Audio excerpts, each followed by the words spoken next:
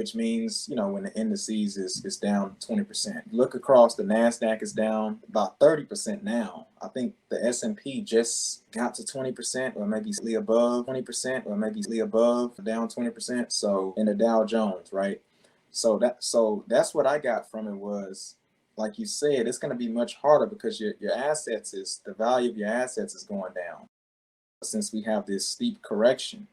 And in terms of retirement is something that's often put on the back burner, to be honest, because people think that I can just start later. And especially in our community, like you said, people work until they die, right? Because they often, sometimes they shoot themselves in the foot due to, and it may not be their fault, you know, lack of financial literacy.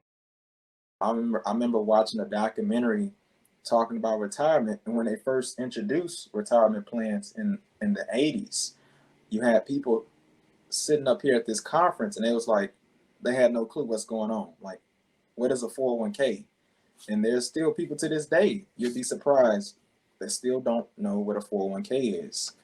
And that's just the norm. And when it comes to retirement, you have to also kind of be careful too, because if you're saying like lean fire, which is basically retire with under $1 million, I think that's what I got from it. That could be a little bit risky because there's a lot of variables to factor in there. Because as we know, during retirement, people say, oh, my expenses go lower. That's not true. Medical expenses get higher, tend to go higher, right? And depending on, you know, Medicare and whatever else you got set up to cover that, it can be a nightmare. So that's what I got from it when I was reading the article.